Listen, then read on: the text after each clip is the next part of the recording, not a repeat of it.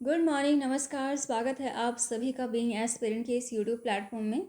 तो हम लोग पिछले साल के क्वेश्चन पेपर का एनालाइज करना शुरू कर रहे हैं, यानी कि हमने लिया है पिछले 5 साल के क्वेश्चन पेपर का एनालिसिस सीरीज़।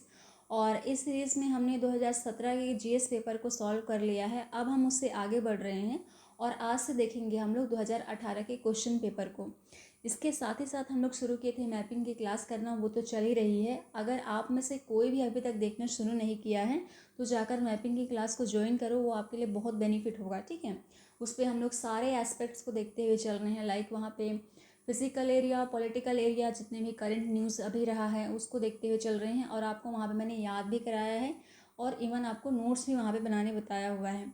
तो जाकर उस वीडियो को ज्वाइन करो, पहले इसको देख लो, उसके बाद में इसको जाना। और यदि आप नए हैं चैनल पे तो चैनल को सब्सक्राइब कर सकते हो, बेल आइकन प्रेस कर सकते हो, ताकि वीडियोस की नोटिफिकेशन आपको मिले और आप इससे क्लास मिस मत हो। ठीक है, चलो हमारी ये वाली क्लास को शुरू करते हैं। हम लोग क्या देख रहे हैं, पिछले साल के क्वेश्चन पेपर का एनालिसिस। और ये नेक्स्ट साल है, यानी कि 2017 के बाद हम लोग 18 का देख रहे हैं।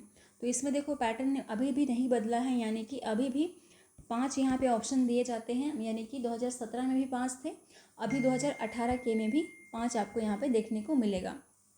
चलो, हमारा पैटर्न सेम है। हमारा पैटर्न कैसा है कि हम लोग देखेंगे यहाँ पे राइट ऑप्शन को, उसके अलावा जो बाकी ऑप्शन होगा उसको भी हम लोग सॉल्व करने की कोशिश करेंगे। देखो यहाँ पे पहला सवाल है, कौन सा दर्शन त्रिरत्न को मानता है। यहाँ पे हिस्ट्री का सवाल है, एंशियंट हिस्ट्री से पूछा गया है।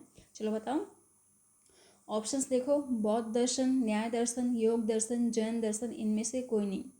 अगर आप लोगों ने 2017 के क्वेश्चन एनालिसिस को देखा होगा तो वहाँ पे समझ में आया होगा कि ये क्वेश्चन रिपीट किए हुए हैं।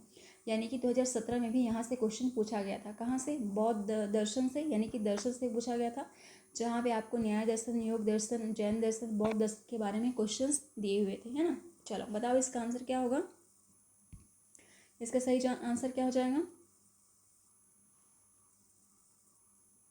इसका सही आंसर होगा जैन दर्शन। आंसर ऑप्शन नंबर ये चौथा वाला होगा इसका सही आंसर।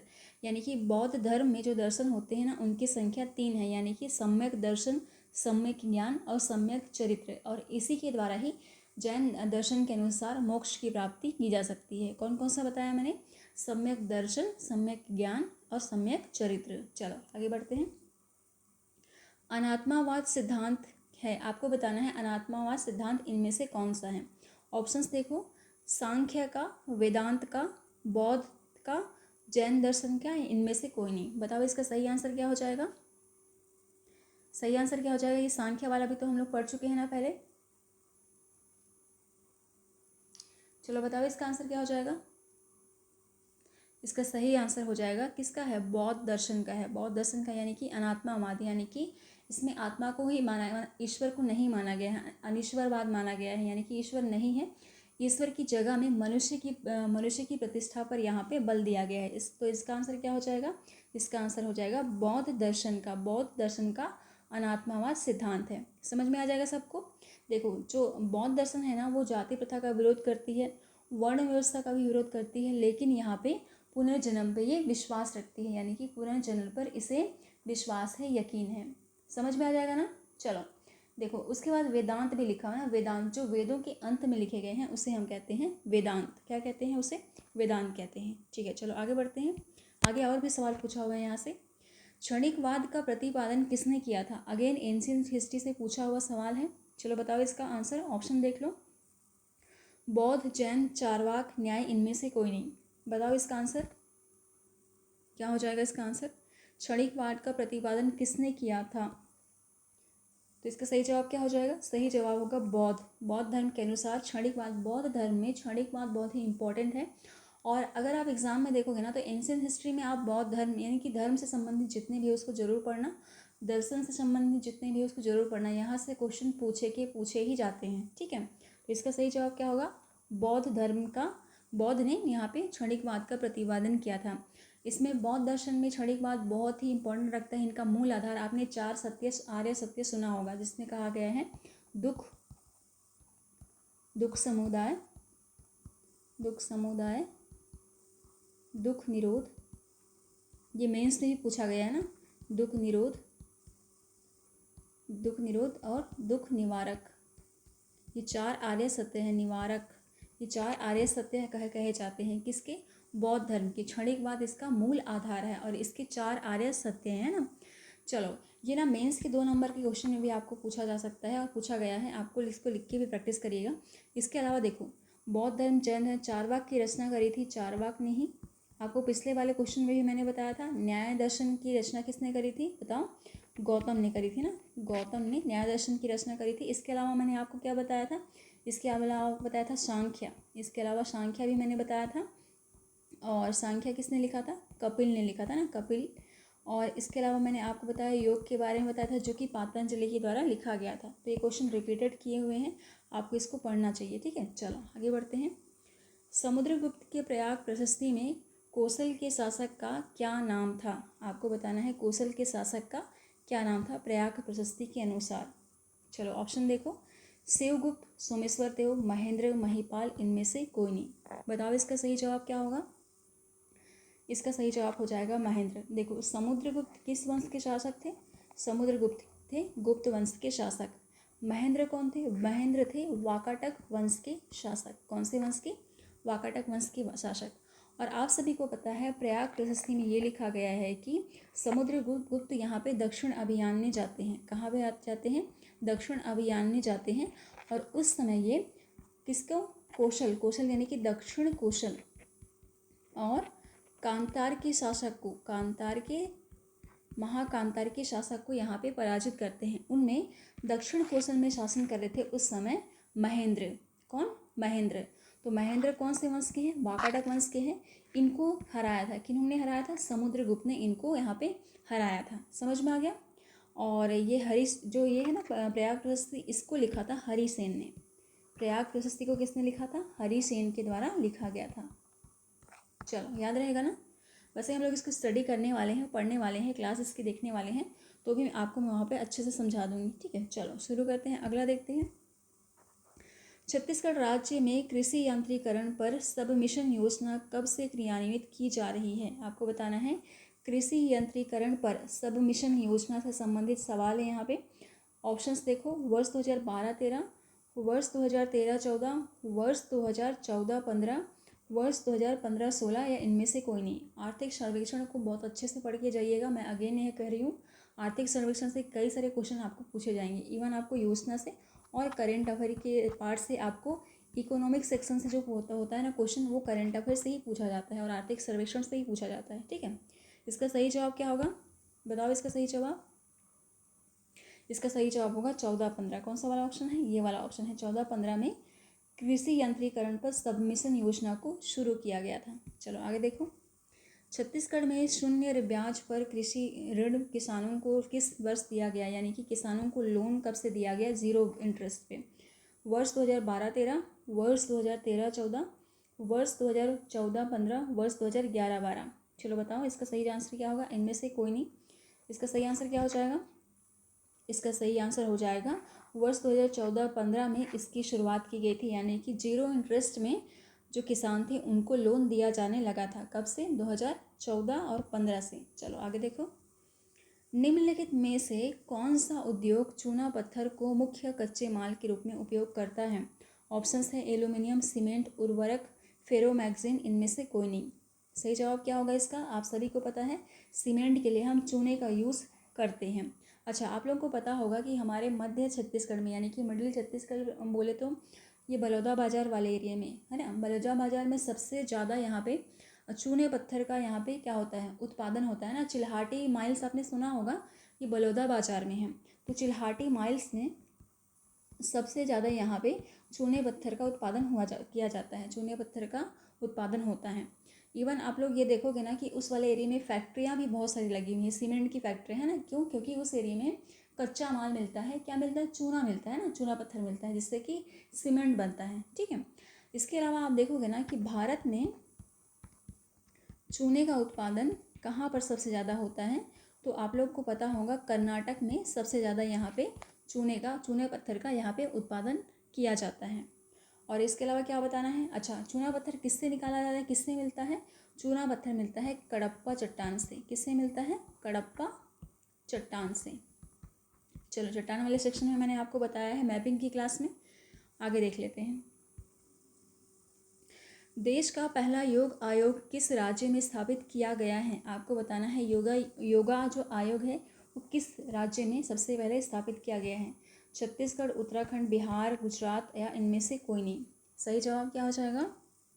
सही जवाब होगा इसका छत्तीसगढ़ में देश का पहला योग आयोग स्थापित किया गया है। इंपॉर्टेंट है ये, क्योंकि जहाँ भी पहला सवाल पहला खोला जाता है, पहला शुरुआत की जाती है, वो सदाबहार क्वेश्चन बन जाता है ना, यानी कि पूछा ही जाता है बार बार। तो इसका सही जवाब क्या हो जाएगा?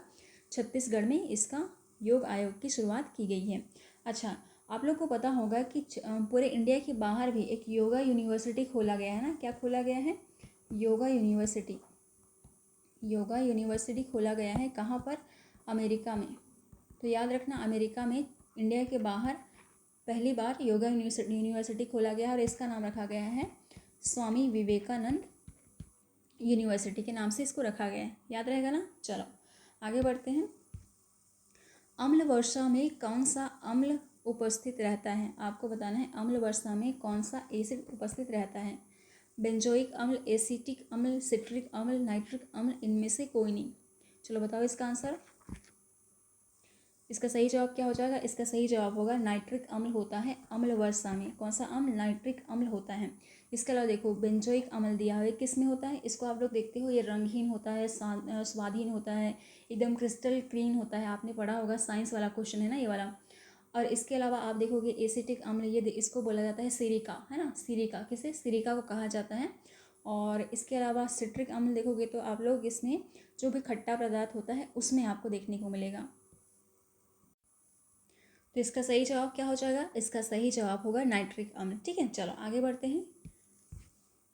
ग्राम पंचायत का अध्यक्ष कब अप्रत्यक्ष रूप से निर्वाचित किया जाता है? छत्तीसगढ़ पंचायती राज्य अधिनियम 1993 की धारा 13 के अनुसार बताइएगा। ऑप्शंस देख लो। पहला है जब सरपंच पद से त्यागपत्र दे देता है। दूसरा, जब सरपंच प्रत्यावर्ती कर दिया जाता है। जब सरपंच पदच्युत कर दिया जाता है, यानी कि हटा दिया जाता है। जब सरपंच का चुनाव लंबित हो। उपरोक्त सभी। चलो इसका सही आंसर बताओ। इसका सही आंसर क्या हो जाएगा? इसका सही आंसर होगा जब सरपंच का चुनाव लंबित हो तब ग्राम पंचायत का अध्यक्ष प्रत्यक्ष रूप से निर्वाचित किया जाता है। ठीक है, चलो इसका आंसर क्या हो जाएगा? Option number 4। चलो आगे बढ़ते हैं। पंचायती राज्य का सवाल था और यहाँ से भी काफ़ी सारे क्वेश्चंस रिपीट किए हुए हैं। देखो आगे देखो। यदि पार्षद विधि व्यवसाय होते हुए किसी अन्य व्यक्ति की ओर से नगर पालिका परिषद के विरुद्ध कार्य करता है तो क्या होगा? यदि पार्षद विधि व्यवसायी होते हुए किसी अन्य व्यक्ति की ओर से नगर पालिका के विरुद्ध कार्य करता है तो क्या होगा, ये हाल बताना है आपको। ऑप्शंस देख लो। कलेक्टर उसे पद से हटा देगा। पार्षद एक विधि व्यवसायी के रूप में कार्य कर सकता है। पार्षद अपने पद पर बना रहेगा। पार्षद का विशेष अधिकार है। इनमें से कोई नहीं। क्या होगा इसका सही आंसर? क्या होगा इसका आंसर? इसका आंसर ये होगा कि कलेक्टर उसे उसके पद से हटा देगा, क्योंकि ये ऐसा नहीं कर सकता, ये उसके रूल बुक के खिलाफ है। ठीक है, चलो आगे बढ़ते हैं। ये भी पंचायती राज्य का क्वेश्चन था। अगला देखो। जिला पंचायत का अध्यक्ष निलंबित हो जाए तो क्या होगा? जिला पंचायत का अध्यक्ष जब निलंबित होता है तो क्या हो जाता है? जिला पंचायत का उपाध्यक्ष कार्यवाहक अध्यक्ष के रूप में कार्य करेगा। जिला पंचायत का उपाध्यक्ष अध्यक्ष बना रहेगा। अध्यक्ष का पद रिक्त होगा। सदस्यगण स्थानापन्न अध्यक्ष का निर्वाचन करेंगे। उपरोक्त में से कोई नहीं। चलो इसका आंसर बताओ, एक बार पढ़ लो फिर से और आंसर बताओ इसके। इसका सही जवाब क्या हो जाएगा? इसका सही जवाब होगा ऑप्शन नंबर 4, यानी कि सदस्यगण स्थानापन्न अध्यक्ष का निर्वाचन करेंगे। ठीक है, चलो आगे बढ़ते हैं। छत्तीसगढ़ के किस जिले में मानव विकास सूचकांक सर्वाधिक है? ये उस समय का सवाल था, यानी कि 2018 का क्वेश्चन था। जब अभी के लिए तैयार करोगे ना तो आप लोग देखोगे इस वर्ष का, यानी कि 2021-22 का देखोगे। चलो देखो ऑप्शन देखो। कोरबा, महासमुंद, दुर्ग, रायपुर, इनमें से कोई नहीं। क्या होगा इसका सही जवाब? इसका सही जवाब होगा उस समय, यानी कि कोरबा क्षेत्र में, कोरबा जिले में मानव विकास सूचकांक सबसे अधिक था। 2018 की बात कर रहे हैं ना। चलो आगे देखो। किस राज्य की उत्तरी सीमा छत्तीसगढ़ की दक्षिणी सीमा को निर्धारित करती है? आप लोगों ने मैप देखना स्टार्ट किया या नहीं, ये बताओ मुझे कमेंट बॉक्स में। अगर स्टार्ट किया होगा तो आपको समझ में आ जाएगा, मैंने वहाँ पे आपको बताया है ना। चलो ऑप्शन देखो। उत्तर प्रदेश, उड़ीसा, आंध्र प्रदेश, तेलंगाना, झारखंड। सही जवाब क्या होगा? यहाँ पूछा है छत्तीसगढ़ की उत्तरी सीमा, हमारी छत्तीसगढ़ की उत्तरी सीमा किस तरफ है, इस तरफ है ना, नीचे की तरफ। तो यहाँ पे क्या आता है, यहाँ पे आता है आंध्र प्रदेश। तो इसका सही जवाब क्या हो जाएगा, आंध्र प्रदेश इसका सही आंसर होगा। छत्तीसगढ़ की उत्तरी सीमा की दक्षिणी उत्तरी सीमा, किस राज्य की उत्तरी सीमा, यानी कि किस राज्य की, आंध्र प्रदेश की उत्तरी सीमा यानी कि ऊपर की तरफ, छत्तीसगढ़ का नीचे की तरफ यानी कि दक्षिण की तरफ। मैंने आपको मैप पढ़ना बहुत अच्छे से बताया है, ठीक है। चलो आगे बढ़ो। छत्तीसगढ़ में भारतीय मानक समय रेखा और कर्क रेखा का कटाव बिंदु है, आपको बताना है। बहुत ही आसान सा सवाल। कोरबा, बलरामपुर, सरगुजा, सूरजपुर, रायगढ़। क्या होगा सही जवाब, सूरजपुर में एक दूसरे को काटती है। कौन सी लाइन, IST और कैंसर लाइन है ना, एक दूसरे को काटती है। चलो आगे बढ़ो। नगर पालिका की अवधि के विषय में क्या सही है। नगर पालिका की अवधि की गणना निर्वाचन परिणाम की घोषणा की तिथि से की जाती है। नगर पालिका की अवधि की गणना प्रथम सम्मेलन की तिथि से की जाती है। नगर पालिका की अवधि 5 वर्ष की होती है। यदि नगर पालिका 2 वर्ष में विघटित कर दी गई तो नई नगर पालिका 3 वर्ष की अवधि के लिए गठित की जाएगी। यदि नगर पालिका 2 वर्ष में गठित कर दी गई तो नई नगर पालिका 5 वर्ष की अवधि के लिए गठित की जाएगी। एक बार आप लोग फिर से पढ़ो, उसके बाद में आंसर बताओ। चलो पढ़ लो एक बार अच्छे से।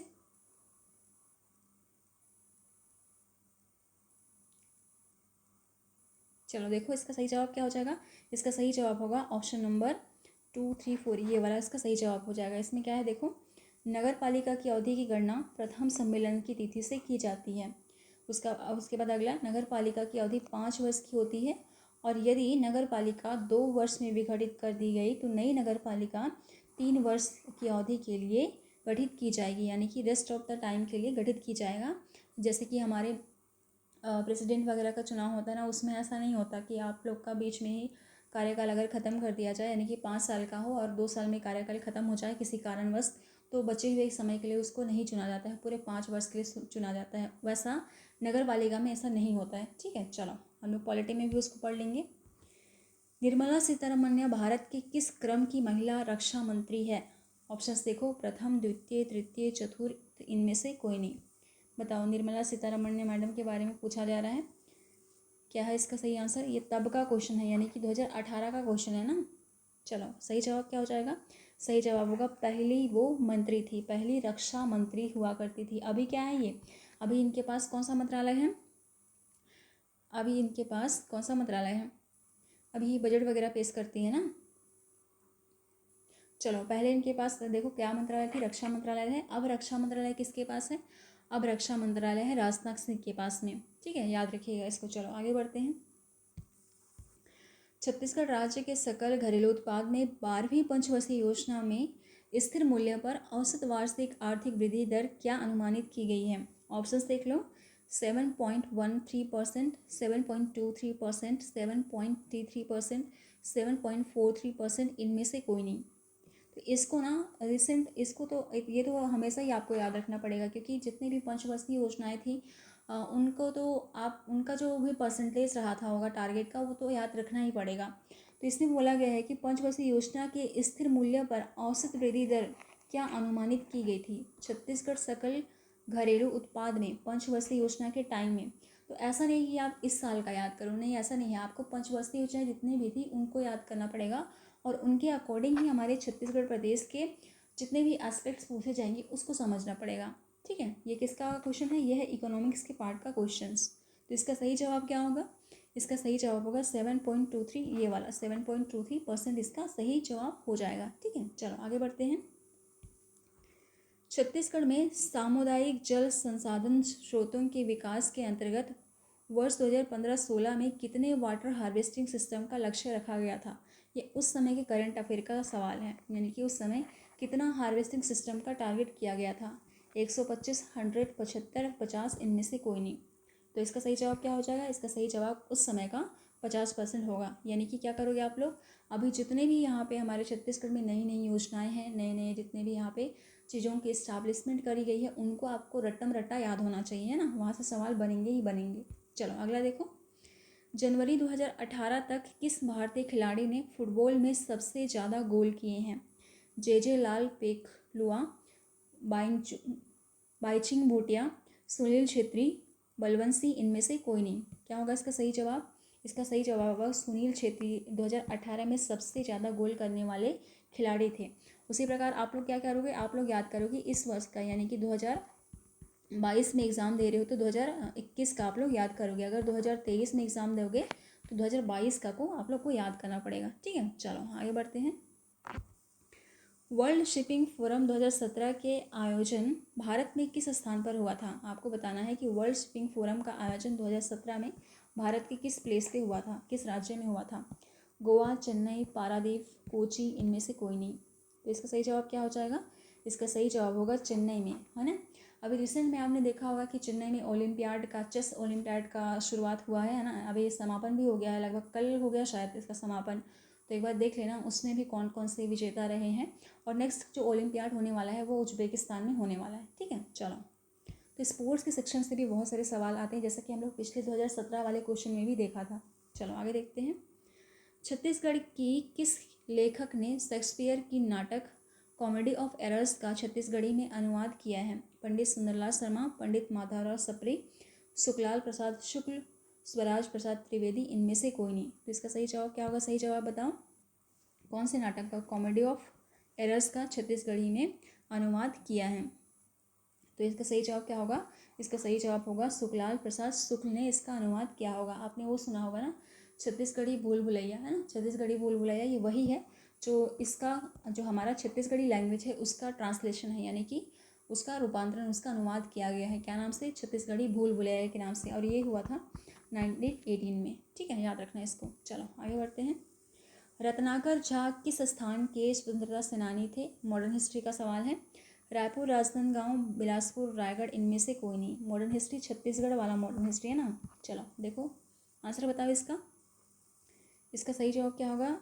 इसका सही जवाब होगा इनमें से कोई नहीं। क्यों? क्योंकि रत्नाकर झा आपको याद होगा ये दुर्ग से संबंधित है। कहाँ से? दुर्ग से संबंधित है। दुर्ग से ना एक और हमारे स्वतंत्रता सेनानी का याद रखिएगा, एक नाम जिसका नाम है रघुनंदन सिंगरौली। सिंगरौली इनका नाम है, ये सिंगरौली। इन्होंने क्या किया था वहाँ पे, जो दुर्ग में जो कचहरी है ना, कचहरी यानी कि दुर्ग में नगर निगम वाले क्षेत्र में, वहाँ पे इन्होंने आग लगा दी थी, जिसके कारण ये बहुत चर्चा में रहे थे ना दुर्ग के नगर पालिका में। तो इसलिए इनका नाम याद रखिएगा, रघुनंदन सिंगरौली और रत्नाकर झा दोनों दुर्ग से संबंधित है। चलो अगला देखो। रत्नाकर झा जी को ना यहाँ पे, रत्नाकर झा जी को यहाँ पे दुर्ग के सहकारिता का जन्म, दुर्ग में सहकारिता के जनक भी कहा जाता है। किन्हें? रत्नाकर झा को। चलो याद रखना है सब।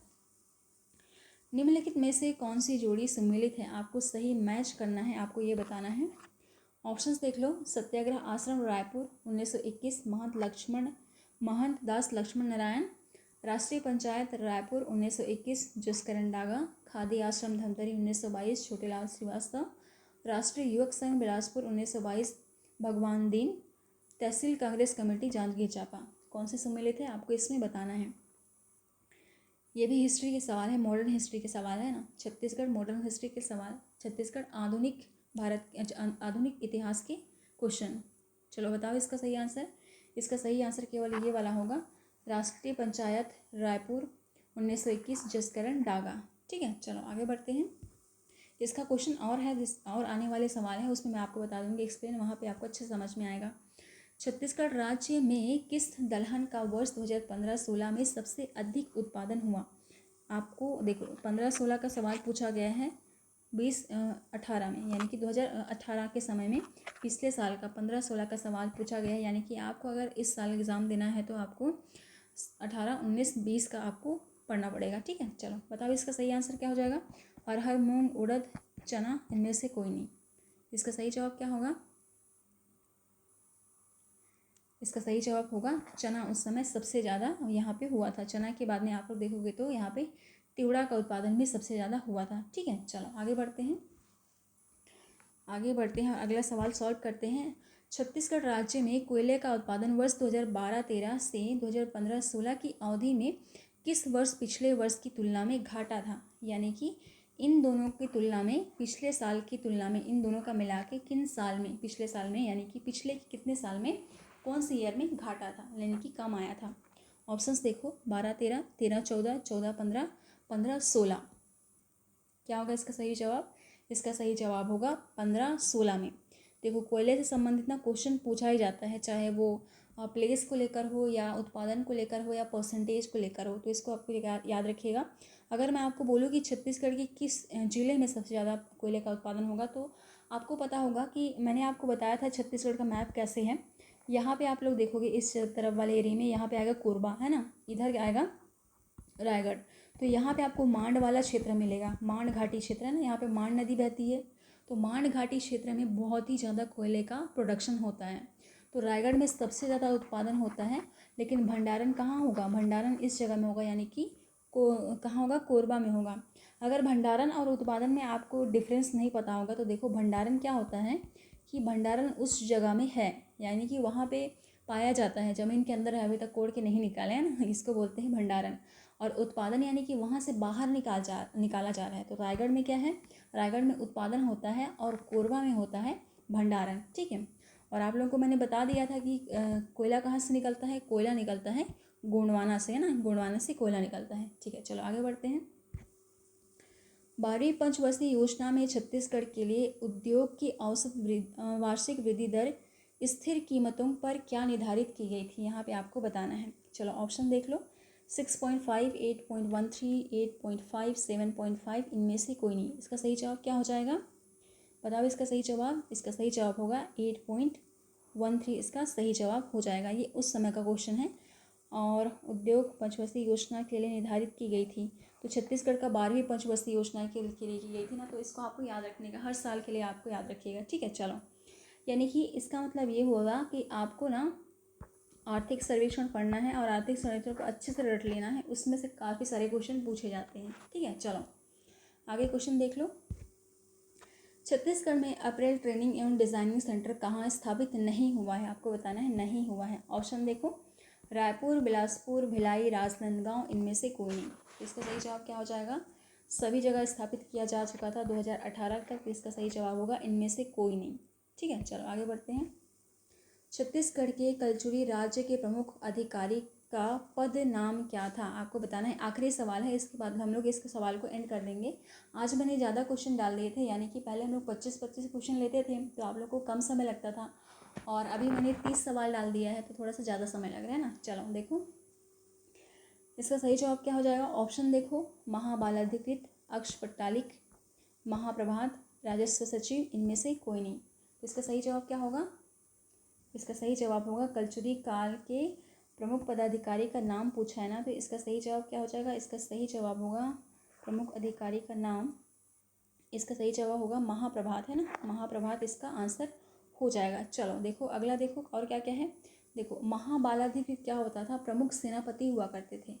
महाबालाधिकृत प्रमुख सेनापति हुआ करते थे यहाँ पे, और उनको कहा जाता था, प्रमुख सेनापति को महाबालाधिकृत, है ना।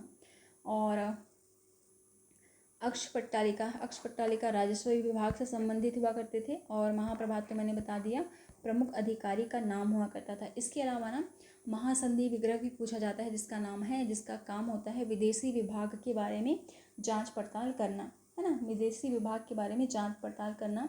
इसके अलावा आपको पूछा जाता है महाकोटपाल। महाकोटपाल यानी कि जो किले की रक्षा करता है उसको बोलते हैं महाकोटपाल, ठीक है।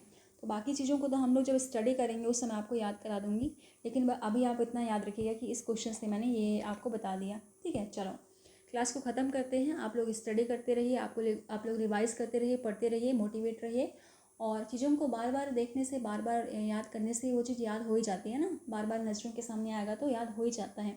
और इसी प्रकार हम लोग सभी जितने भी हमारे 5 साल के क्वेश्चन थे जल्दी से कंप्लीट कर लेंगे, और 1 तारीख से आप लोग की क्लास को स्टार्ट कर देंगे। चलो मिलती हूँ आपको नेक्स्ट वाली क्लास में, तब तक के लिए बहुत बहुत थैंक यू।